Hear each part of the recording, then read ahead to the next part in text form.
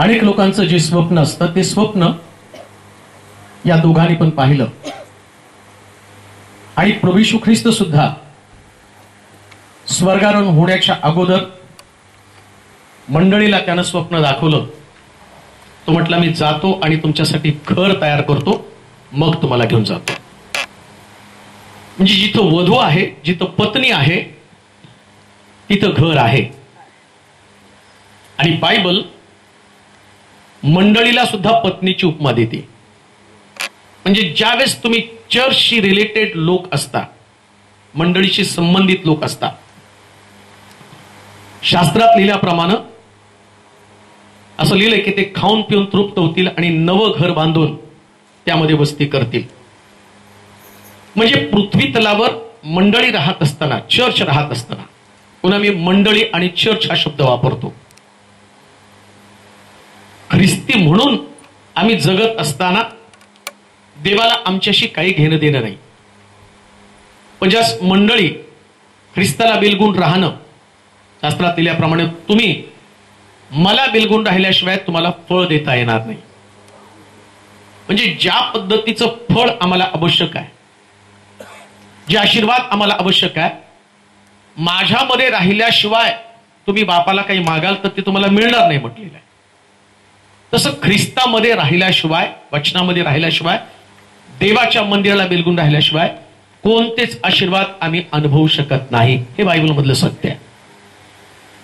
दुसरा महत्वाचा मुद्दा, पृथ्वी तलावरती घर बांधलं म्हणजे स्वर्गात घर बांधलं जाईल का? काही मुद्दा आहे.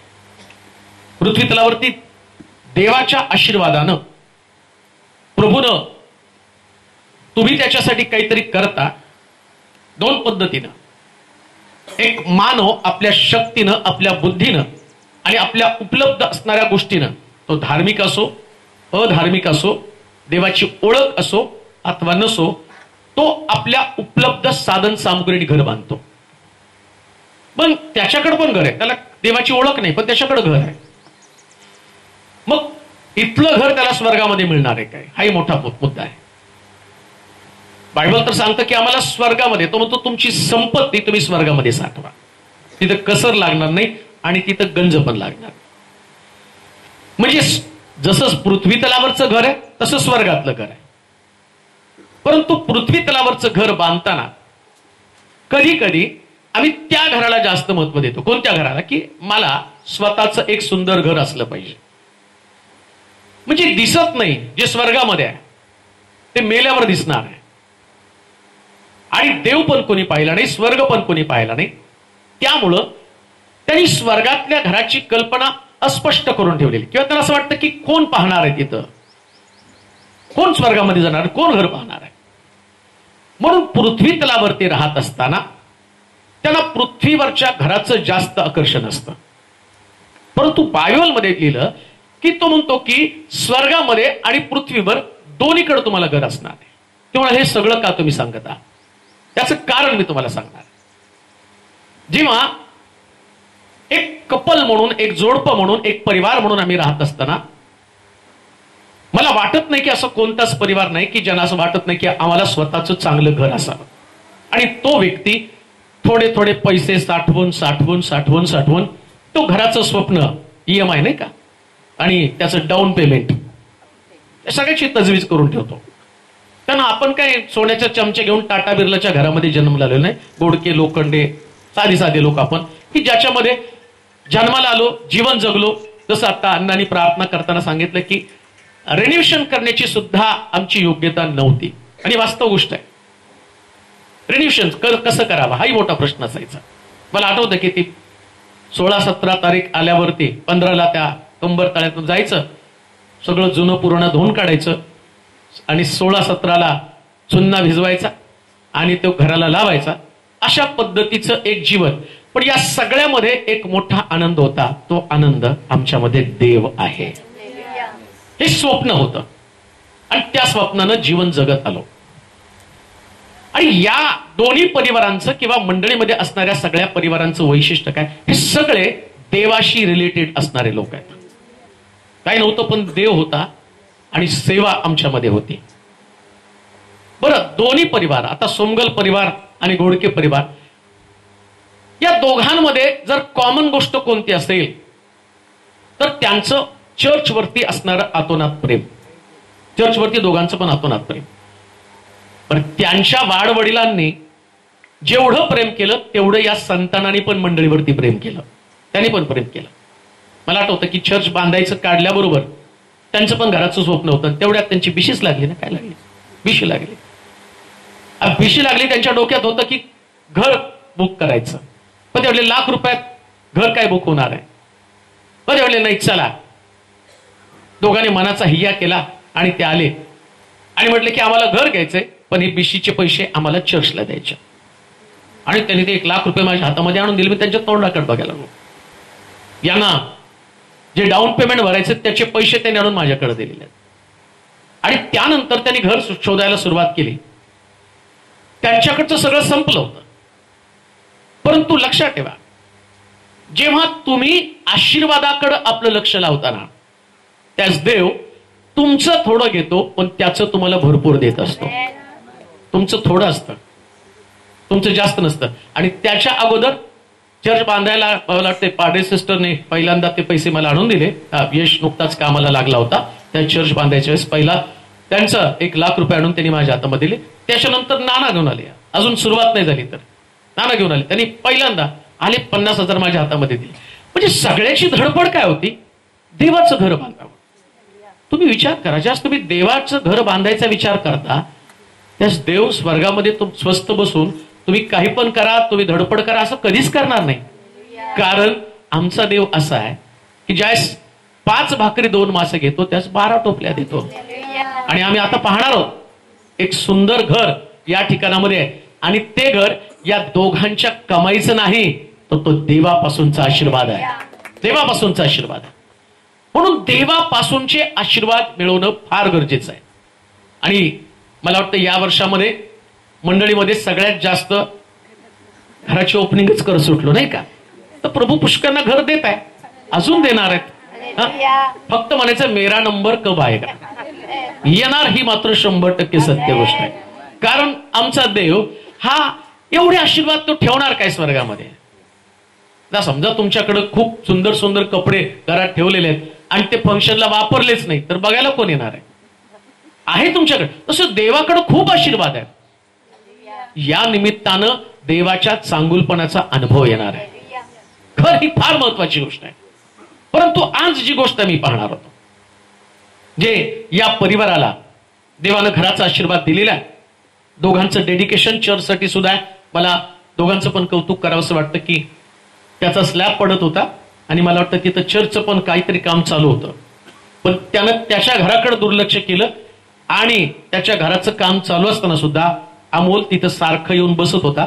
कारण ती पोरं एवढी जबाबदार झालेत, एवढे रिस्पॉन्सिबल झालेत, ते मला थोडं सुद्धा लक्ष देऊ देत नाही. ते म्हणतात तुम्ही आराम करा, तुम्ही सगळं काही करा, तुम्ही मिनिस्ट्री करा. आणि म्हणून मला या चर्चमधल्या सगळ्या युथचं कौतुक करूशी वाटतं की डेडिकेशन करून रात्रंदिवस तिथं मंदिराचं बांधकाम करतायत. कुठं कमी पडलं, जास्त पडलं, कुठल्याच प्रकारचा तणाव माझ्यावरती येऊ देत नाही. ते म्हणतात सगळं देव पुरवणार आहे, एवढा त्यांचा विश्वास आहे. आणि म्हणून सगळ्या गोष्टींचा पुरवठा करत असताना एक गोष्ट निश्चित तुम्हाला सांगतो की प्रभू प्रति दिवशी तुमची उन्नती आणि प्रगती करणार आहे. तुम्ही देवाला बिलगून राहा, देवाच्या भयामध्ये राहा, प्रभूचा अनुग्रह घ्या. देवाला सोडून जीवन कधीच जगू नका. पुष्कळ वेळा तुम्हाला काही गोष्टींचं किंमत चुकवावी लागते, काही वेळा बऱ्याच गोष्टी त्याचा त्याग तुम्हाला करावा लागतो, परंतु त्यातले आशीर्वाद सुद्धा देव दिल्याशिवाय राहत नाही. म्हणून आज आम्ही घरा संबंधानं काही गोष्टी पाहणार आहोत. घर देवाच्या दृष्टिकोनातनं अतिशय महत्वाचं आहे. आणि असं लिहिलं, प्रभू येशू ख्रिस्त ज्यावेळेस त्यानं यरिहोमध्ये प्रवेश केला त्यास तिथं म्हटलं जग काही त्वरा कर, खाली ये, आज मला तुझ्या घरी यायचंय, उतरायचंय. म्हणजे जसं आम्ही पाहतो, घर बांधल्यानंतर पुष्कळ परिवारांच्या डोक्यामध्ये असतं नाही का, त्याच्यात बरं झालं बाबा तुमच्या सोलापूरमध्ये घर झालं, आता आम्ही सोलापुरात आलो की तुमच्याच घरी उतरू, आहे का नाही. घर झालं की पहिला प्रश्न काय असतो, आम्ही तुमच्याच घरी उतरू. मग आम्ही सुद्धा नवीन घर बांधल्यानंतर बोलताना फार सुंदर डायलॉग बोलतो, आता तुम्हाला काय काळजी आहे, आमच्याच घरी उतरा. पण सुरुवातीला आमच्या घरी उतरा सोपं वाटतं. नंतर मग आम्ही बाहेर आहे तेव्हा सांगतात आम्ही बाहेर आहे, तुम्ही दुसऱ्यांदा या. आम्ही त्यावेळेस अवेलेबल नाही का, कारण ती व्यक्ती आमच्यासाठी एक प्रॉब्लेम बनते. परंतु येशू ख्रिस्त बांधलेल्या घरामध्ये जक्कयला तो म्हणतो, जक्कय त्वरा कर, खाली ये, आज मला तुझ्या घरी उतरायचं आहे. तसं व्यक्तीला, नातेवाईकांना, जवळच्या स्नेही लोकांना तुमच्या घरामध्ये उतरण्यासाठी इंटरेस्ट असतो किंवा त्यांना वाटतं तुमच्या घरामध्ये उतरा. तसं येशू ख्रिस्ताला सुद्धा, देवाला सुद्धा तुमच्या घरामध्ये उतरण्यासाठी फार आनंद होत असतो. म्हणून आम्ही पाहतो मिस्रामध्ये असताना सुद्धा ज्यावेळेस इस्रायल लोक गोशेन प्रांतामध्ये राहत होते आणि मिस्रामध्ये मरी फिरत असताना ज्या ठिकाणामध्ये पहिल्या वस्त्राची पिढा पाठवली, तर त्यानं असं म्हटलं की तुम्ही आपल्या घराच्या दारवाही आणि कपाळपट्टीला कोकऱ्याचं रक्त लावा, म्हणजे संहार दूत तुमच्या घरामध्ये येणार नाही. त्या घराचा बचाव या कोकऱ्याच्या रक्तानं होणार आहे. म्हणजे इकडं सुद्धा देव तुमच्या घरातला रस तुम्हाला दाखवतो की तुमच्या घराचा बचाव व्हायला पाहिजे. संहार दूताच्या द्वारे जसं घर उद्ध्वस्त केली जातात, तर तुमच्या घराच्या बचावाचा मार्ग पण तुम्हाला माहिती पाहिजे.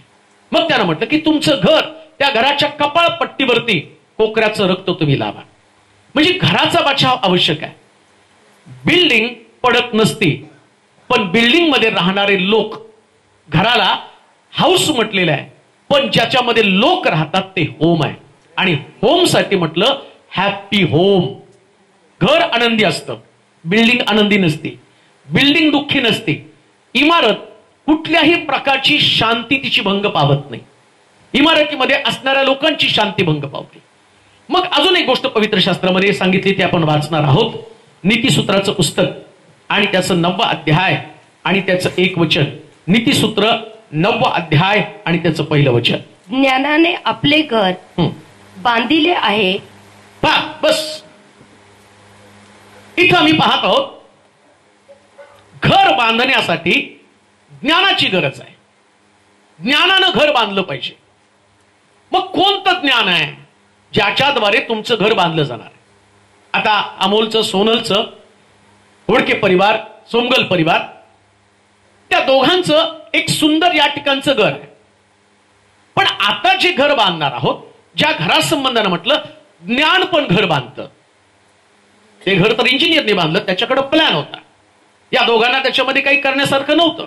त्यानं ठरवलं की इकडं हॉल असावा, इकडं बेडरूम असावी, इकडून जिना असावं. ते इंजिनियरने ठरवलं. मग आता तर बायबल सांगतं घर बांधताना ज्ञानाची गरज आहे. मग ते घर तर त्या ज्ञानानं बांधून टाकलं, आता दुसऱ्या ज्ञानाची कोणती गरज आहे? म्हणून मी तुम्हाला म्हटलं हे जे घर आहे, ही इमारत आहे, ही वास्तू आहे. हे वास्तू बांधणारे लोक वेगळे आहेत, पण वास्तूमध्ये राहणाऱ्या लोकांनी जे घर बांधायला पाहिजे म्हणजे लोकांचं एकमेकाशी कनेक्शन. लक्षात घ्या, नुसतं एकमेकाशी कनेक्शन नाहीये. घरामध्ये पती पत्नी नातेवाईक हे जरी राहत असले ना तरी त्याला सुद्धा घर म्हणू शकणार नाहीये. का? कारण परिवार जर राहत असला पण परिवारामध्ये ना प्रेम असेल, परिवारामध्ये जर धार्मिकता नसेल, परिवार जर देवाला बिलगलेला नसेल तर त्याच्यामुळं परिवाराची होणारी वाताहत कोण थांबवणार आहे? मग हा परिवार एकत्र बांधला कसा जाणार आहे? जो आशीर्वाद प्रभूनं सांगितलं ते घर बांधून त्यामध्ये राहतील. मग आता या घराचं वैशिष्ट्य काय? जसं जक्कयाला म्हणतो त्वरा कर खाली ये. मरिया सुद्धा आपल्या घरामध्ये येशूला निमंत्रण देती आणि त्या निमंत्रणाला देत असताना येशू त्या घरामध्ये आला, वचन सांगायला लागला. मार्था कामाची दगदग करत आहे, मरिया येशूच्या चरणाजवळ बसलेली आहे आणि अशा परिस्थितीमध्ये मार्था त्या ठिकाणामध्ये कुरकुर करत आहे, तक्रार करत आहे. आणि ती काय सांगते माहिती का? तुम्ही मरियेला 2 गोष्टी समजावून सांगा. का? तर ती कामकाजामध्ये व्यस्त नाहीये. म्हणजे त्याही घरामध्ये येशू आला, तेही घर आहे, पण त्या घरामध्ये एक प्रकारची कुरकुर आहे, त्या घरामध्ये तक्रार आहे, त्या घरामध्ये एकमेका संबंधाचं गाऱ्हाण आहे. काय उपयोग त्या घराचा की ज्या घरामध्येच गाऱ्हाणे आहेत? आणि गाऱ्हाणे करत असताना कोणासमोर गाऱ्हाणं करत आहे? ऐका, गाऱ्हाणं तर येशूकडे करत आहे, बाकीच्या लोकांचं सोडून द्यावं. येशू आल्यावर त्याच्याकडे गाऱ्हाण आहे तर एकमेकासमोर किती गाऱ्हाण घालणार आहे? येशू समोर गाऱ्हाण आहे. आणि तक्रारी कुणाच्या? बहिणीनं बहिणीची तक्रार केलेली आहे. मग येशूनं त्या घराचं पाहिलं स्वरूप आणि इकडं तो सांगत आहे की नीतिसूत्राच्या पुस्तकामध्ये, अरे घर बांधण्यासाठी तुम्हाला ज्ञानाची गरज आहे. तुमच्याकडे ते ज्ञान कुठं आहे? ते तुमच्याकडचं ज्ञान कोणतं ज्ञान? मग येशू त्या घरामध्ये सांगतो माहिती का? काय माहिती का? मरियेनं चांगला वाटा निवडला. हे ज्ञान आहे, ज्या ज्ञानानं तुम्ही तुमच्या घरामध्ये येशूला प्रसन्न करणार आहात. कोणता चांगला वाटा? जीवनाची वचनं ऐकणारं घर ते धन्य घर आहे. त्या घरामध्ये देवाच्या वचनाला महत्व नाही, ज्या घरामध्ये देवाचं वचन आणि येशूला प्रसन्न करणारी गोष्टच नाही, त्या घरातल्या किती पण सुंदर वस्तू असू द्या, त्याचा सोफा किती सुंदर आहे, त्या घरातलं फर्निचर किती सुंदर आहे, त्या घराचं आणि रंगरंगोटी किती सुंदर आहे, त्या बांधलेल्या असणाऱ्या वस्तू किती सुंदर आहे, याला महत्व असणार नाही. पण ज्या घरामध्ये देवाचं वचन ऐकलं जातं ते घर धन्य. देवाचं वचन ऐका, देवाच्या वचनाला महत्व द्या. म्हणून आम्ही पाहतो की ती गोष्ट आता एक मला ते समजतं, देवाच्या वचनात ती गोष्ट मला समजली. लाजरस आजारी पडला आणि मेला. त्याच्या अगोदर आजारी पडल्यावरती या मरियेनं निरोप पाठवला येशूला की जात सांग तुझा मित्र आजारी पडला, आणि येशू आलाच नाही. मग लाजरस मेला. लाजरस मेल्यावरती येशू आला आणि त्यास मरिया कुरकुर करायला लागली, तू असता तर माझा भाऊ मेला नसता.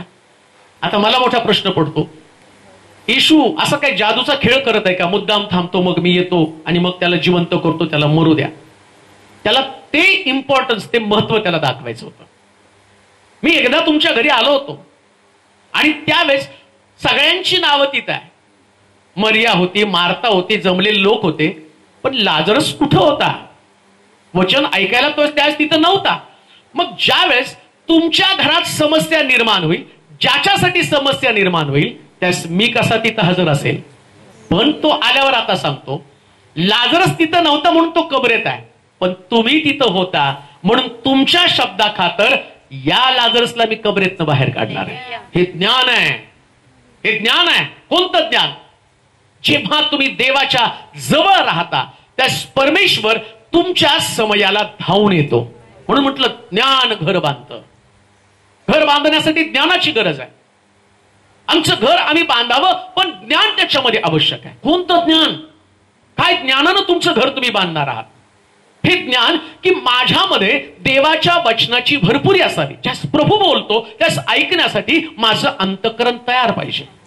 जर माझ्या घरामध्ये देवाचं वचन ऐकण्याची तयारीच नसेल, देवाचं वचन ग्रहण करण्याची तयारी नसेल, तर माझ्या घरामध्ये कसा प्रभू येणार आहे? आता आम्ही जे करणार आहोत, काही लोक म्हणतात आता प्रवेश करायचं, काही लोक म्हणतात वास्तू शांती करायची. आता आपल्या पेंटिकॉस्टल लोकांनी वास्तू शांती करायची बंद करून टाकली, कारण त्यांना कळलं वास्तू शांत होत, वास्तू नाही शांत होत, तिला शांत करण्याची गरजच नाही. म्हणतात लोक घर धार्जिन नाही, त्या घरात गेलं तर आजारी पडायला लागलो, त्या घरात गेलं तर पैसा पुरवणा, त्या घरात गेलं तर भांडणं व्हायला लागलेली आहेत. खाणारे तुम्हीच, भांडणारे तुम्हीच. का त्या भिंती येऊन तुमचा पैसा चोरून नेता का? तुम्ही खाता जेवढं पाहिजे तेवढं भारी भारी, पुरणारच नाही पैसा. अजून एक गोष्ट मला सांग, भूताला तुमच्या पैशाची गरज काय? त्याला काही थिएटरमध्ये जायचं का दुसरं घर बांधायचं? पैसा आम्हाला लागतो. पैसा यानं पळवला, आजारीत आहे, कोणत्याच गोष्टी नाही. एक गोष्ट ध्यानात ठेवा, दुसरा कोणीतरी प्रवेश करण्याच्या अगोदर त्याने प्रवेश करावा, त्याला गृहप्रवेश म्हटले. हा गृहप्रवेश आहे. आणि गृहप्रवेश करायचं म्हणजे काय करायचं?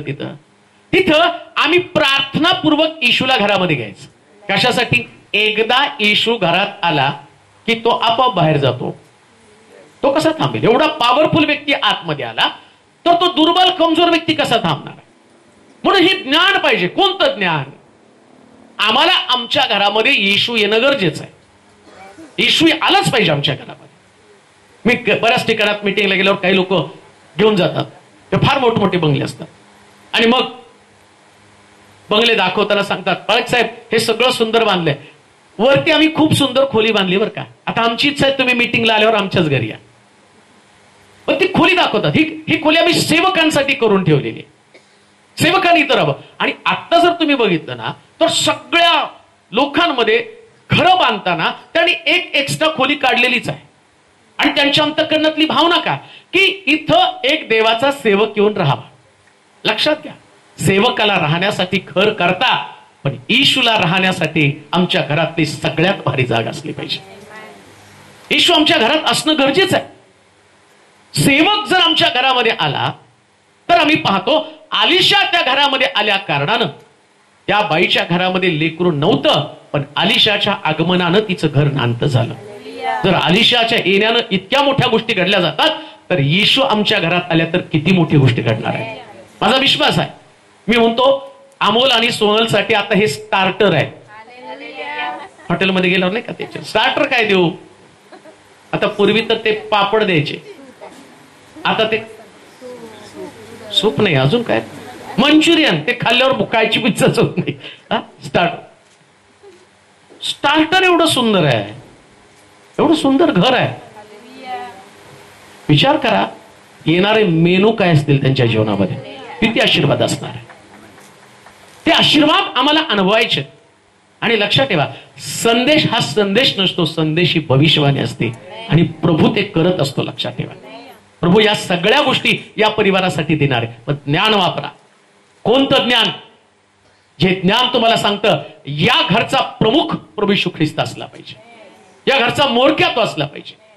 त्याला जर आमच्या घरामध्ये घेतलं तर प्रश्न आमच्या घरात कधीच येणार नाही. घर तुटण्याचं कारणच प्रश्न आहे. जर माणसं एकमेकापासून तुटली, पती पत्नी एकमेकापासून तुटली, नाती एकमेकापासून तुटली, तर ते घर कसं राहणार आहे? वास्तूमध्ये राहणाऱ्या लोकांमध्ये एकत्र जोडण्याचं काम कोण करतं? फक्त देवच करतो. पर्याय शांती फक्त देवच देतो. शांतीचा राजकुमार तो आहे. आणि म्हणून त्याला आपल्या घरामध्ये घेणं, ज्ञान आणि ज्ञानानं आपलं घर बांधलेलं आहे. आणि ज्ञान जो आहे आणि त्या ज्ञानाच्या द्वारे आम्हाला या ठिकाणामध्ये सांगितलं की आम्हाला घर बांधायचंय, आणि म्हणून हे घर बांधत असताना ज्ञान वापरायचंय. लुकाचं शुभवर्तमानामध्ये जाणार आहोत. लुकाचं शुभवर्तमान आणि त्याचा 19वा अध्याय आणि त्याची 1 पासून काही वचनं वाचूया. ज्ञान त्या ठिकाणामध्ये घर बांधतं. त्याने यरीहोत प्रवेश केला, त्याने यरीहोत प्रवेश केला व त्यातून तो पुढे जात होता. तेव्हा पहा जक्कै नावाचा कोणी एक मनुष्य होता. तो मुख्य जकातदार असून श्रीमंत होता. येशू कोण आहे हे पाहण्याचा तो प्रयत्न करीत होता. पण गर्दीमुळे त्याचे काही चालेना, कारण तो ठेंगणा होता. तेव्हा तो पुढे धावत जाऊन त्याला पाहण्यासाठी उंबराच्या झाडावर चढला. कारण येशूला त्या वाटेने जावयाचे होते. मग येशू त्या ठिकाणी येताच दृष्टीवर करून त्याला म्हणाला जक्कया त्वरा करून खाली ये कारण आज मला तुझ्या घरी उतरायचं आहे. तेव्हा त्यानं त्वरेनं खाली उतरून आनंदाने त्याचे आगत स्वागत केले. येशू जक्कयाला म्हणतो त्वरा कर, खाली ये. कोणतं ज्ञानानं आपलं घर बांधलं? हे कोणतं ज्ञान जे बायबलमध्ये सांगितलं की तुम्ही तुमच्या घराला बांधू शकता? ते ज्ञान कोणतं? घर बांधणं म्हणजे नेमकं काय?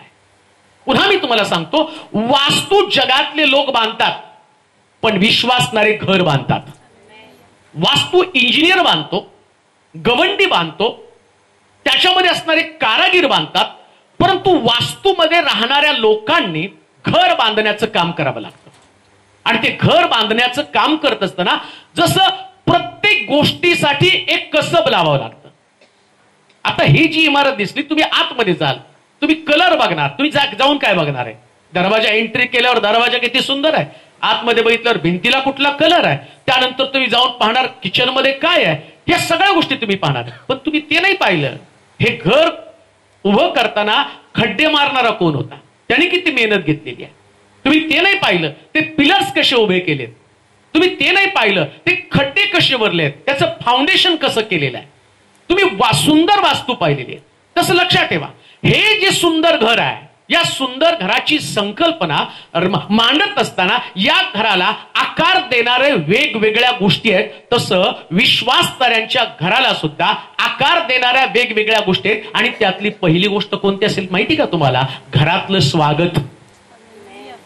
किती पण घर बांधा आणि त्या घरात तांब्याचं पाण्याचं काय तांब्या जर आपटून दिला, प्यानं मारा, तर तुम्ही काय म्हणाला माहिती का? नो, त्यांच्या घरात जायला नको, त्यांची तोंड फुगलेली असते, त्या घरात स्वागतच नाही ना. पण विश्वासणाऱ्या लोकांचं बायबल काय सांगतं माहितीये का? कोणी माझ्या दासाला प्याला भर पाणी दिलं तर स्वागतासंबंधानं पहिलेच वेलकम दिलंय त्यानं. घरात पाऊल टाकल्याबरोबर स्वागत करा पाण्यानं. का? कारण तो आपल्या प्रतिफळास मुकणार नाही. हा देवाचा आशीर्वाद आहे. स्वागत करा. ती व्यक्ती आवडो अथवा, आणि तुमच्या चेहऱ्यावरचे एक्सप्रेशन पाण्याचा ग्लास देताना दिसून प्रतिफळ मिळणारच नाही. कसं तुम्ही म्हणू शकता बिलिव्हर्स? बिलिव्हर्स लोकांनी हसत खेळत पाणी द्यायचंय, असं तोंड फुगवून नाही द्यायचं. तुम्ही देणार नाही, तुम्ही चांगले का? पण सगळे ह्याला पण जाते ना, युट्यूबला पण जाते, त्याच्यामुळे सांगावं लागतं. घर वेलकम करणारं घर असलं पाहिजे, प्रत्येक व्यक्तीचं स्वागत करणारं असलं पाहिजे. का तर आमचं घर प्रतिफळ देणारं घर आहे. प्रभूपासून प्रतिफळ मिळतं.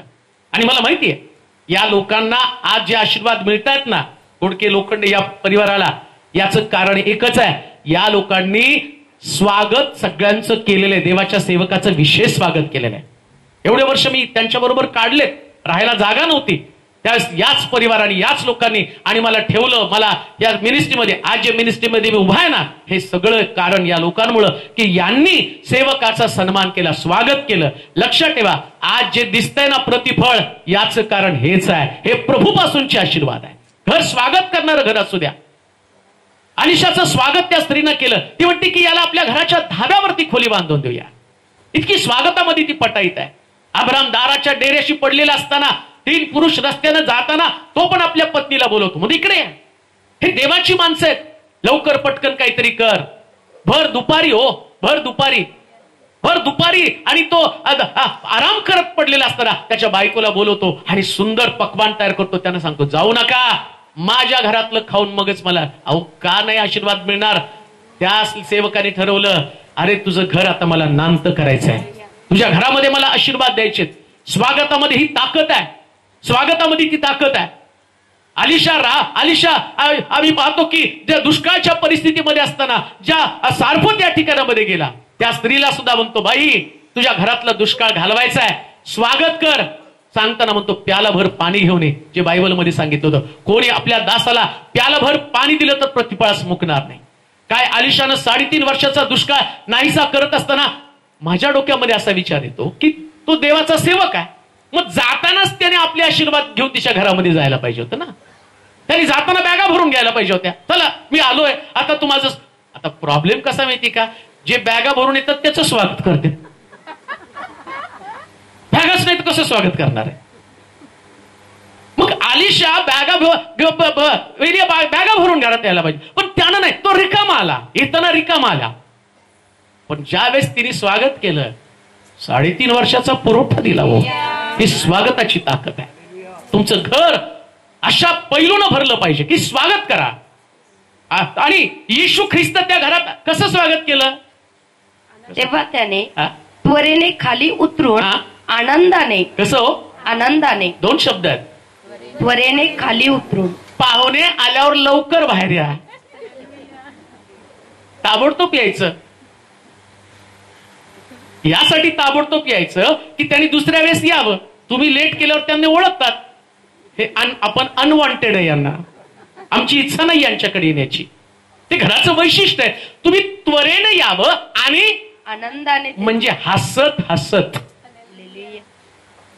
जो परिवार आनंदानं एकमेकाचं स्वागत करू शकत नाही, तुमची बिल्डिंग किती पण भारी असू द्या, तुमचं घर किती पण सुंदर असू द्या, पुन्हा मी तुम्हाला सांगतो, इमारत नको सुंदर, इमारतीमधले लोक सुंदर असू द्या. ते वैशिष्ट्यपूर्ण लोक आहेत.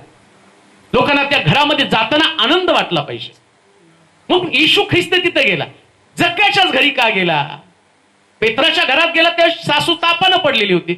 पेत्राच्या घरात नाही लिहिलं आनंदानं स्वागत केलं. ते ऑलरेडी बऱ्याच घरामध्ये लोक तापलेले असतात, डोके फिरलेले असतात नाही का, गरम डोक्याचे लोक असतात. मग येशू जातो आणि येतो, बरं करून जाऊ द्या म्हणतो. पण ज्या घरामध्ये येशूचं आनंदानं स्वागत केलं जातं, बायबल सांगतं, येशू म्हटला आज या घराण्याला तारण प्राप्त झालेलं आहे. आशीर्वादाचं वैशिष्ट्य आहे ते. घर स्वागत करणारं घर असलं पाहिजे. त्या ठिकाणामध्ये म्हटलं त्यानं येशूचं आनंदानं स्वागत केलेलं आहे. म्हणून लक्षात ठेवा, स्वागत हे तुमच्या घराचं वैशिष्ट्य असलं पाहिजे. प्रत्येकाचं स्वागत करा. आणि सोनला तर फार आवडतं करून घालायला. आई पण तशी, पोरगी पण तशीच करून घालायला. त्यांना पण नुसतं येड आहे, दोघाला पण.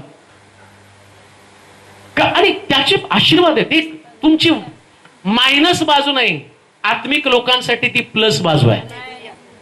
मायनस कधी होत नाही. असं लिहिलं ते खाऊन पिऊन आधी खायचं प्यायचं, खायला घालायचं प्यायला. आता याचा अर्थ असं नाही गाव जेवण घालत बसू नका.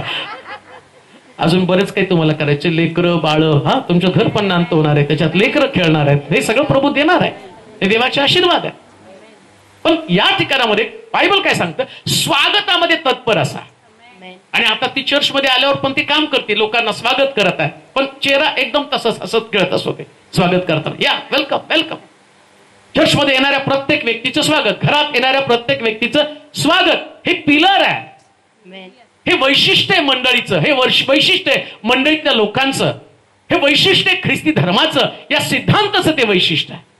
ते प्रसन्न असतात. शास्त्र सांगतं ज्यावेळेस पहिली मंडळी अस्तित्वात आली, तिथं असं म्हटलं लोक त्यांना पाहून प्रसन्न असत, का तर त्यांच्या चेहऱ्यावरती आनंद होता.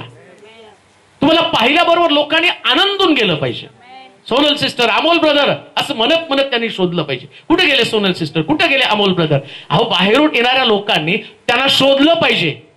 त्यांनी म्हटलं पाहिजे कुठे आहे ते कपल जी खरंच मंडळीत येणाऱ्या लोकांचं स्वागत करत आहे, घरामध्ये येणाऱ्या लोकांचं स्वागत करत आहे. आनंदानं तुमचा चेहरा प्रफुल्लित असला पाहिजे. का तर बायबल आम्हाला सांगतं असं घर असावं. याला म्हटलं ज्ञानानं आपलं घर बांधलं. हे ज्ञान आहे, हे ज्ञान आहे. हे ज्ञान तुमच्या ठाई येऊ द्या. दुसरी गोष्ट वाचूया त्याच्यामध्ये. तेव्हा त्याने 11वा अध्याय, लुकाचं शुभवर्तमान 11वा अध्याय 17 ते 21 पर्यंत. कोणतं ज्ञान त्याच्या संबंधाने पाहत आहोत. परंतु त्यानं त्यांच्या मनातल्या कल्पना ओळखून त्यांना म्हटलं आपसात फूट पडलेलं प्रत्येक राज्य ओसाड पडतं आणि घरावर घर पडते. सैतानातही लूक 11:17 ते 21. सैतानातही फूट पडली तर त्यांचे राज्य कसे टिकेल? त्यांचं राज्य कसे टिकेल? कारण मी बालजबूलच्या साह्यानं भूते काढतो असे तुम्ही म्हणता. पण मी जर मी बालजबुलाच्या साह्यानं भूते काढीत असे तर तुमचे लोक कोणाच्या साह्याने काढतात? यामुळे तेच तुमचा न्याय करतात. बस दुसरं वैशिष्ट्य, ज्ञान घर बांधतं.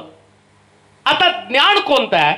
जसं ज्ञान आम्हाला सांगतं की स्वागत करणारा आम्ही परिवार असला पाहिजे, तसं ज्ञान आम्हाला काय सांगतं? घर टिकवण्यासाठी घरामधलं ऐक्य फार महत्वाचं आहे. जर तुमच्यामध्ये फूट असेल तर तुमचं घर तुटलं जातं. आणि असं म्हटलं की येशू ख्रिस्तावरती आरोप केला की तू बलजबूल म्हणजे भूतांचा अधिपती आणि तू भूतांच्या सामर्थ्यानं हे तुझं राज्याचं काम करत आहे. जगामध्ये एक सामर्थ्य आहे जे सैतानाची शक्ती, सैतानाचं काम काय? ते लोकांमध्ये फूट पाडण्याचं काम करत आहे. तसं परिवार म्हणून राहत असताना, एक कुटुंब म्हणून राहत असताना, पुन्हा मी तुम्हाला सांगतो की या भिंतींमध्ये फूट पडणार नाही, खिडक्यांमध्ये फूट पडणार नाही, दरवाजामध्ये आणि खिडक्यांमध्ये मतभेद होणार नाहीत. मतभेद होतात ती माणसांमध्ये, आणि माणसांमधले मतभेद तोडण्यासाठी कोणाला तरी एकाला कुर्बान व्हावं लागतं. आणि घरामध्ये ज्ञान असलं पाहिजे, ते माघार घेण्याची वृत्ती असली पाहिजे. जर तुमच्या घरामध्ये शांती टिकून राहण्यासाठी जर प्रयत्न करावा, आम्ही म्हणतो वास्तूची शांती व्हायला पाहिजे. कशी वास्तूची शांती होणार आहे? वास्तूची शांती ही काही जादूची कांडी नाहीये की चला आम्ही प्रार्थना केली, आम्ही पाणी त्याच्यावरती मारलं की वास्तू शांत होईल. वास्तू तशी शांत होणार नाही, वास्तू ज्ञानानं शांत होणार आहे. आणि ज्ञान कोणतं माहिती का? ऐक्यासाठी सगळ्यांना झटावं लागतं, ऐक्यासाठी झटावं लागणार आहे, कधी कधी माघार घ्यावी लागणार आहे. का तर तुमचं प्रभूनं एवढं सुंदर घर तुम्हाला दिलं. आणि म्हणून येशू ख्रिस्त सुद्धा शिष्यांना त्यानं ज्यावेळेस या जगामध्ये तो म्हटलं तर तुम्हाला अधिकार देऊन पाठवत आहे, तर त्याने एक गोष्ट त्यांना सांगितली, ज्या घरात तुम्ही जाल त्या घरात शांती असो असं म्हणा. जर त्या घराने ती शांती स्वीकारली तर माझी शांती त्या घराला प्राप्त होईल, अन्यथा त्यांची शांती पुन्हा माझ्याकडे परत येईल. ज्या घरामध्ये शांती टिकवण्याचं सामर्थ्य नाही, मतभेद असणारं घर आहे. लक्षात ठेवा, काही गोष्टी तुम्हाला एकमेकाच्या पटणार नाहीत, परंतु तरी सुद्धा प्रभू सांगतो म्हणून माझं घर टिकवण्याची जबाबदारी मला घेतली. पती पत्नी म्हणून तुम्ही राहाल, कदाचित सून म्हणून, कदाचित मुलगी म्हणून, कदाचित मुलगा म्हणून, कदाचित बाप म्हणून, कदाचित भाऊ म्हणून, मंडळीमधले सदस्य या नात्यानं, या सगळ्या गोष्टी तुम्हाला मंडळीच्या आणि परिवाराच्या ऐक्यासाठी तुम्हाला आणि खर्च करावे लागणार आहे. तुम्हाला ऐक्य टिकून ठेवण्यासाठी मेहनत घ्याल. हे ज्ञान आहे. मंडळी पण घर आहे तुमचं, लोक घोडके आणि जे असणारं तुमचं परिवार, आणि हे तुमचं घर आहे. तुमच्या नावाने तुम्ही जगत आहात, मंडळी म्हणून तुम्ही जगत आहात. आणि म्हणून लक्षात ठेवा, जर घरात फूट असेल तर घरातली फूट मंडळीमध्ये येणार आहे. जर घरामध्ये मतभेद आहेत तर ते मतभेद चर्चमध्ये येणार आहे. आणि चर्चमध्ये जर मतभेद असतील तर लक्षात ठेवा, त्या चर्चमध्ये सुद्धा देवाचं काम कधीच घडणार नाही. म्हणून ऐक्याची फार गरज आहे. 133 स्तोत्रामध्ये म्हटलं पहा, बंधूंचं ऐक्यानं एकत्र येणं युनिटी. आणि ऐक्यासाठी मन जोडली जाणं फार गरजेचं आहे. आणि मन कधी जोडतात माहिती का? जे मन माघार घेतं तेच मन जोडलं जातं. माघार न गेणारं मन कधीच जोडलं जातं. अहमपणानं तुमचं मन कधीच एकमेकाशी जोडलं जाणार नाही. आणि अजून एक गोष्ट तुम्हाला सांगतो, पृथ्वी तलावरचं आयुष्य ज्याला कळतं ना क्षणभंगूर आहे, तोच व्यक्ती एकमेकाशी जोडला जातो. त्याला आपल्या जीवनाबद्दल असं वाटतं की मी फार काहीतरी जगामध्ये करेल. म्हणून तर पवित्र शास्त्रामध्ये म्हटलं, एका माणसानं शेतामध्ये पेरणी केली, भरपूर पीक आलं, आणि म्हटलं हे जीवा खा पी मजा कर. त्याला कुठल्याच गोष्टीचा विचार केला नाही, परिवारातल्या लोकांचा विचार केला नाही, कोणाचा विचार केला नाही. आणि पवित्र शास्त्र काय सांगतं? तेवढ्यात वरून आवाज आला, आज रात्री तुझा आत्मा तुझ्यापासून काढून घेणार आहे, तुला या सगळ्याचा काय लाभ आहे? हीच गोष्ट मी सांगेन. एवढं सुंदर घर प्रभूनं आम्हाला दिलं, पण जर समजा देवानंच आम्हाला पृथ्वी तलावर ठेवण्याचं ठरवलं नाही तर एवढ्या सुंदर वास्तूचा उपयोग काय होणार आहे? म्हणून जीवनाचं अंतिम सत्य काय?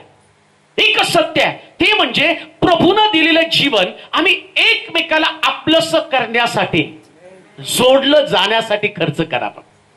टिकून राहा. तुम्ही दोघं परिवारातले फार मोठे लोक आहात, मंडळीचे भाग आहात. आणि तुम्हाला मोठेपणा कशाने येणार आहे माहिती का? मोठेपणा, येशू ख्रिस्त मोठा का झाला? बायबल सांगतो तो अपमानात पेरला, गौरवात उठला. कधी कधी अपमान सहन करत करत हे मोठेपण जपावं लागतं. असं मोठेपण मिळत नाही. मोठ्या व्यक्तीला नेहमी अपमानित व्हावं लागतं. पण त्याच्यासाठी अपमानित झालं म्हणून अलिप्त पण होऊ नका. अपमानित झालं तर हा एक वेगळा मार्ग आहे की नाही. अपमानित आहे, माझं तुमच्याशी नाही पटणार आहे, मग तुम्ही तुमच्या परिवारापुरतं मर्यादित. ज्ञान घर बांधतं. ज्ञान काय सांगतो तुम्हाला? एकमेकाशी कनेक्टेड राहा. का? कारण पृथ्वी तलावर आम्ही राहत असताना आम्हाला आमच्या प्रत्येक व्यक्तीला देवाच्या जवळ न्यायचं आहे. हे तर झालं आमचं. हे पृथ्वी तलावरचं घर आहे. आणि प्रभूने हे घर तुम्हाला का दिलं माहिती का? त्यातले आशीर्वाद अनेक लोकांना लक्षात यावे. तुम्ही देवाचे लोक आहात, प्रभूचे निवडले लोक आहात. आणि म्हणून इथं असं म्हटलं की आपापसात फूट पडलेलं घर. परत वाचा बरं ते वचन. परंतु त्याने त्यांच्या मनातील कल्पना ओळखून त्यांना म्हटले. अजून एक मुद्दा मला सांगायचा. जेव्हा तुम्ही घरामध्ये असताना घरामध्ये तुमच्या मनातल्या कल्पना पण देव ओळखतो. कुठल्या कल्पना? मनातल्या मनात पण एकमेकाला शिवाय देऊ नका. प्रत्यक्ष तर लांबच राहू द्या. मनातल्या मनात सुद्धा बोलू नका. असं काय लिहिलंय तिथं परत वाचा म्हणजे तुम्हाला समजेल. ज्ञान म्हटलेले त्याला. परंतु त्यानं त्यांच्या मनातील कल्पना ओळखून म्हणून एखादा पाहुणा घरात आला आणि तुमच्या डोक्यात कल्पना आली, हे कशाला टपकले? तर ही पण कल्पना देव ओळखतो. म्हणून आम्ही म्हणतो ना अतिथी देव. म्हणजे अतिथी आला तर कोण आला? देव आला. आणि तुम्ही म्हणता वेळ विनाकारण टपकला. ज्ञान आहे हे. जे तुमच्या डोक्यात चाललेले विचार आहेत त्या विचारामध्ये प्रभू तुम्हाला बारकाईनं पाहत आहे. फूट पाडलेलं घड. कुठे संबंधानं बोलताना तिने मुद्दा समजावून सांगितला. कल्पना येते पहिल्यांदा, एकदम फूट पडत नाही. आधी कल्पना येते, ती डोक्यात शिजते आणि मग ती कृतीमध्ये आणली जाते. मग तुम्ही कल्पनेलाच अटकाव करा ना. ते डोक्यात आलेल्या कल्पना तुमच्या नाही. या कधी पण तुम्हाला एखाद्या व्यक्तीला टाकून द्यायचं असेल किंवा इग्नोर करायचं असेल, सोडायचं, पहिल्यांदा कल्पना येते. त्या व्यक्तीला कसं मी इग्नोर करावं, कसं त्याला दुर्लक्षित करावं, कसं ती व्यक्ती माझ्यापासून दूर जावी. आणि मग तिथून पुढे आम्ही एकमेकाचा अपमान करायला लागतो. घरामध्ये येणाऱ्या लोकांचा आपण अपमान करायला. आणि एकदा अपमान करण्याची सवय लागली ना, तो सैतान त्यानं एवढंच फक्त त्या स्त्रीला बोलला, बाई देवानं तुला सगळ्या झाडाची फळ खायचं सांगितलं, मधल्या झाडाचं फळ खाऊ नको असं तुला सांगितलं का? खाऊ पण नको, त्याला बघू पण नको, स्पर्शही करू नको म्हटलेलं. म्हणजे एक वाक्य त्याला सापडल्यावर त्या अख्ख्या स्त्रीला त्यानं एदेन बागेतनं बाहेर काढून टाकलं. कल्पनेनं तुम्हाला देव फूट पाडून टाकतो तुमच्यामध्ये. म्हणून कल्पना पण डोक्यामध्ये येऊ देऊ नका. सगळ्यात चांगल्या कल्पना घेऊन जीवन जगायचं असतं. तुमचं घर जर शांतीचं घर असलं ना तर डोक्यात कल्पना सारख्या चांगल्या ठेवायच्या. आणि तुम्हाला सांगू का, सगळ्यात जास्त पॉलिटिक्स घरातच असतं बरं का. राजकारणात नंतर होतं. आता राष्ट्रवादीचं काय झालं? कुठं झालं? घरातच. आणि सगळ्यात जास्त काम सैतान घरामध्येच करतो. कारण त्याला माहितीये एकदा घराचा ताबा घेतला तर एका घरामुळे अनेक घरं माझ्याकडे येणार आहेत. का? घराला घर लागल्यानंतर आम्ही पाहतो की देवाचं राज्य निघून जाणार आहे. मग तो देवाच्या राज्याची कल्पना सांगतो. वाचा बरं देवाच्या राज्या संबंधाने त्याने काय बोललं. परंतु त्याने त्यांच्या मनातील कल्पना ओळखून त्यांना म्हटले, आपसात फूट पडलेले प्रत्येक राज्य ओसाड पडते आणि घरावर घर पडते. कल्पनेनं घर पडतं. कशाने पडलं? बरेच लोक सांगतात नाही त्यांनी आमचं घर पडलं. कोणी नाही, तुमच्या कल्पना पडतं. कोणाला दोष देऊ नका. त्यांनी तुमच्या कानात सांगितलं, तुम्ही ऐकलं, तुम्ही विचार केला आणि तुम्ही विचार केला, तुम्ही त्याचं सत्य असत्य पडताळून पण बघितलं नाही आणि तुम्ही त्या कल्पनेने तुटला एकमेकापासून. घर तुटलं जातं. पुन्हा मी तुम्हाला सांगतो, सैतानाला तुमच्या बिल्डिंग मध्ये इंटरेस्ट नाही. आता डेडिकेशन केल्यावर आम्ही म्हणतो की साहेब सैतानाला पहिले घालवा. तो मी आलोच कुठं, माझी एंट्री झालीच नाही. आता तुम्ही गेल्यावर मग मी एंट्री करेल. कधी? तुम्ही कल्पना करत बसल्याबरोबर मी तुमच्यामध्ये येणार आहे. तो पण फार स्वाभिमानी, कुणाच्याही घरात नाही घुसत. तुम्हाला काय वाटतं सैतान कुणाच्याही घरात घुसतो का? पहिल्यांदा त्याला बघावं लागतं. बकरा तुम्ही नुसती चर्चा करायला सुरुवात केल्याबरोबर तो म्हणतो आय बरोबर बरोबर तुमचं घर मला सापडलं. लक्षात, जेव्हा घर कल्पनेमध्ये अडकलं जातं त्यावेळेस ते तुटलं जातं. अजून एक वचन वाचू, लुकाचं शुभवर्तमान 19 अध्याय 7 वचन. 1:15 पर्यंत संपवतो बरं काम. हे पाहून सर्व लोक कुरकुर करू लागले की पापी मनुष्याच्या घरी हा उतरावयास गेला आहे. तेव्हा जक्कई उभा राहून प्रभूला म्हणाला प्रभूजी पहा मी आपले अर्धे द्रव्य. 7 वचन. हे पाहू सर्व लोक कुरकुर करू लागले पापी मनुष्याच्या घरी उतरावयास गेला आहे. तेव्हा जक्कई. बस किती. तिसरी गोष्ट, ज्ञान तिसरं कोणतं आहे? जेव्हा येशू घरामध्ये येतो ना त्यास कुरकुर पण आतमध्ये येते बरं का. येशू घरात आला लोकांची, असं कुठलंच घर नाही की येशू आला कुरकुर नाही. इस्रायल लोक यांना मिस्रातनं बाहेर काढलं, रानामध्ये सुद्धा हे लोक कुरकुर करत होते. आता येशू ख्रिस्त जक्कयाच्या घरी गेला तर जक्कयाच्या घरामध्ये सुद्धा येशू असताना कुरकुर चालू होते. आता प्रश्न असा आहे, कुरकुर करणारे लोक कोणाच्या विरोधात कुरकुर करत होते? कोणाच्या विरोधामध्ये? म्हणजे जक्कयाच्या घरात जायचं, त्याच खायचं आणि त्याच्या विरोधात बोलायचं आणि शास्त्रात लिहून पण ठेवायचं. हे तुम्हाला का सांगतो माहिती का? तुम्ही येताय, तुमची पण कुरकुर नोंद होऊन जाणार आहे. मीठच कमी आहे, तेलच कमी आहे, जास्तच पुऱ्यात तळल्या, अमकच झालं.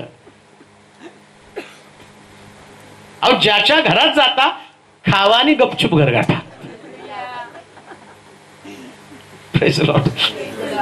आम्हाला वाटतं की नाही ना, संदेश घराचा म्हणजे घरात नाही येणाऱ्या जाणाऱ्यांचं पण इथं नोंद झाली हो. प्रत्येकाची नोंद होती. तुम्ही देव आता वर्शिप केली, प्रार्थना केली आणि म्हटलं प्रभू ये ताबा घे. आता तो आल्यावर काय नुसतं तुमचे तोंड बघणार आहे. तुमच्या मनात एक मुद्दा तर आम्ही पाहिला, इथं ते चर्चा करत होते, त्यांच्या चर्चा डोक्यातले विचार, म्हणून आता गपचूप खा बर का. येईल तसं खा. आणि अमोलला जाताना मला फार सुंदर भोजन. कधी कधी आम्ही घरी गेलो होतो ना, बरोबर नव्हतं, पोट बिघडलो आमचं.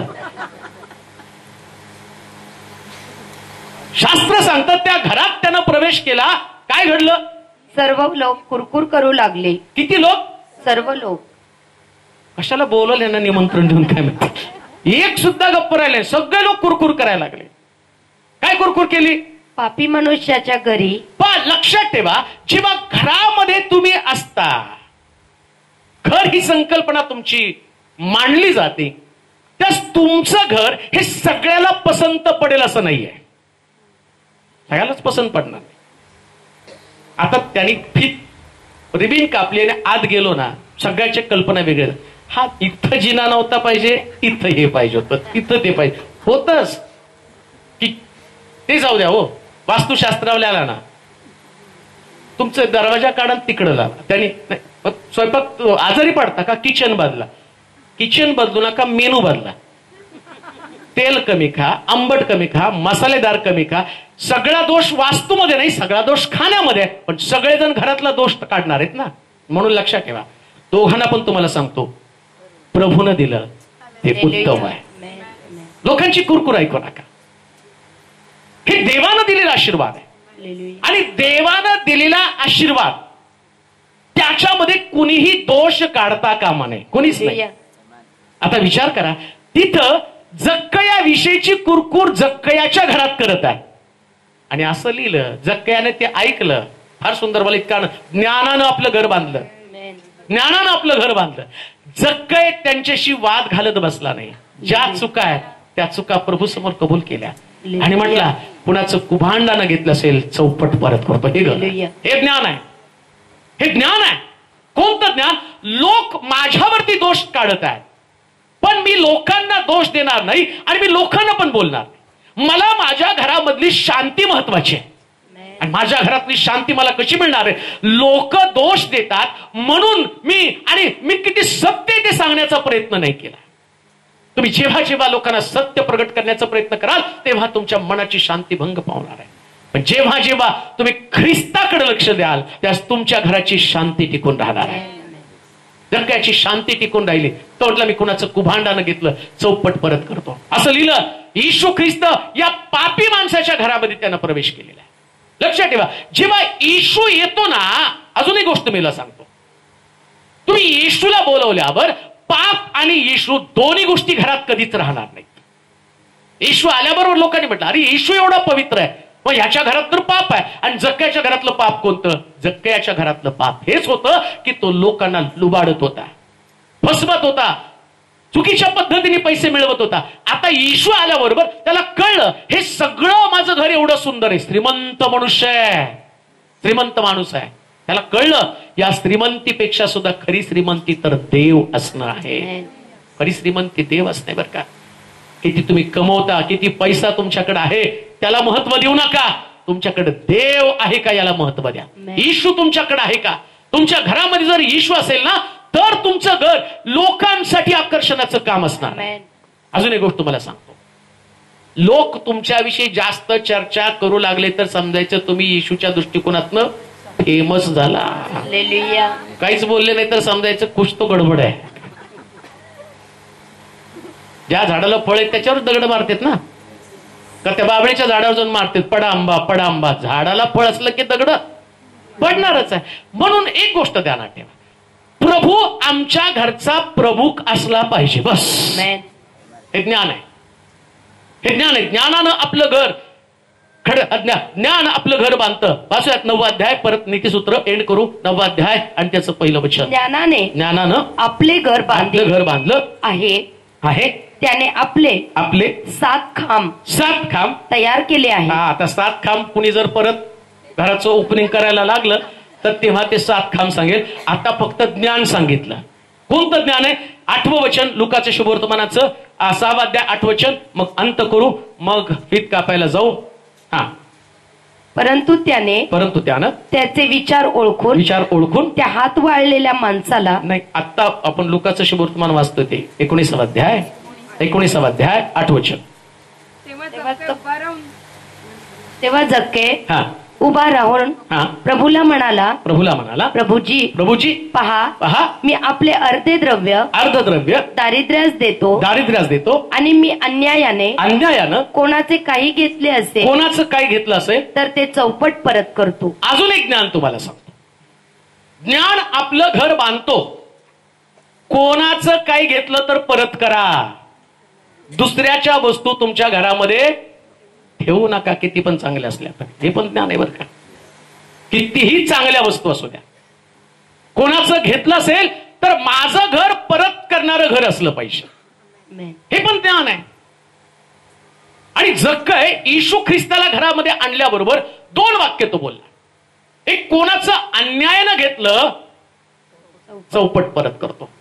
तुमच्या घरामध्ये कधीही कोणावर अन्याय होऊ देऊ नका. कैसराचं ते कैसराला, हा सगळा न्याय तुमच्या लक्षात असू द्या. जे कैसराचं ते कैसराला. अजून एक न्याय सांगितला बायबलमध्ये. तो म्हटलं की, मला वाटते मार्काच्या शुभवर्तमानाच्या 7व्या अध्यायात जाऊ नका, फक्त लक्षात ठेवा. 7व्या अध्यायामध्ये त्याने असं म्हटलं की मी आपल्या आई वडिलांचं काढून मंदिरामध्ये दिलेलं आहे, मी त्यांचा सांभाळ ते करण्यासाठी तयार नाहीये. तो शास्त्र म्हणून सांगतात ते असतात मनुष्याचे नियम. धार्मिकतेमध्ये अतिउच्च आहे, पण कर्मामध्ये किंवा देवानं सांगितलेल्या जे नीती नियम आहेत, ज्या आज्ञा दिलेल्या आहेत, आपला बाप व आपला आई याचा सन्मान कर, त्यांचं संगोपन कर. परंतु कधी कधी धार्मिक गोष्टीशी रिलेटेड आम्ही बऱ्याच गोष्टी करतो, पण घरातल्या ज्येष्ठांचा, पालकांचा, घरामध्ये आदरणीय जे लोक आहेत त्या लोकांचा सन्मान करत नाही. ते घर सुद्धा अन्यायी घर आहे. आई वडिलांवरती अन्याय होऊ देऊ नका, भावांवरती, नातेवाईकांवरती, कोणावरती अन्याय होऊ देऊ नका. तुमचं घर हे न्याय करणारं घर असलं पाहिजे. तुमचं घर अन्यायी घर कधी बनवू देऊ नका. रिस्पेक्ट करा प्रत्येक नात्याचा, प्रत्येक वयाचा, प्रत्येक व्यक्तीचा रिस्पेक्ट करणारं तुमचं घर असलं पाहिजे. म्हणून शास्त्र सांगतं ज्ञानानं आपलं घर बांधलेलं आहे.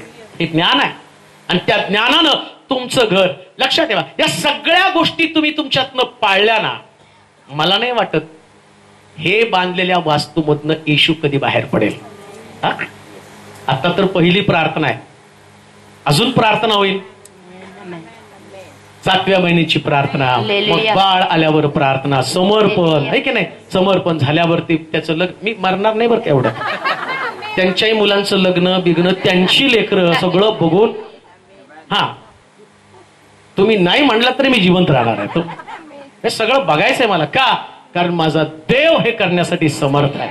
आणि म्हणून लक्षात ठेवा, ज्ञानानं घर बांधा. प्रभूला धन्यवाद देतो. एक सुंदर वास्तू या उभयतांना देवानं दिलेलं आहे आणि त्याचं डेडिकेशन आपण करणार आहोत. त्याच्या अगोदर आपण प्रार्थना करू. सर्वशक्तिमान देवा, आजच्या दिवसाबद्दल तुला धन्यवाद देतो, तुझी स्तुती करतो. खरोखर तू चांगला आहे, विश्वासू आहे आणि तुझ्या विश्वासूपणाची साक्ष म्हणून अमोल, सोनल, सोमगल परिवार, घोडके परिवार या दोन्ही परिवारांसाठी दिलेली एक सुंदर प्रकारची देणगी घराच्या रूपाने या ठिकाणामध्ये आम्ही वास्तूचं समर्पण करत आहोत, पण लोकांना तुझ्या स्वाधीन करत आहोत. जेव्हा आम्ही त्या घरामध्ये पाऊल टाकू तर तुझ्या शांतीने ते घर भरून जाऊ दे प्रभूचे.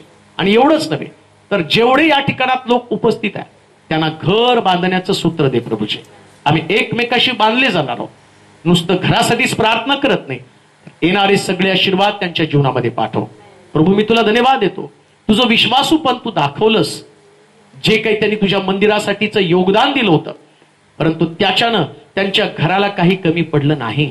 जे उत्तम ते त्यांना तो दिलेला आहे आणि या सगळ्यांबद्दल आम्ही तुझी स्तुती करतो. पुन्हा एकदा उपस्थित सर्व लोकांना तुझ्या स्वाधीन करत असताना आम्ही सर्वजण तुझ्या हातात पडत येशूच्या नावात ही प्रार्थना विनवणी केली म्हणून तो ऐक. आमेन. हालेलुया.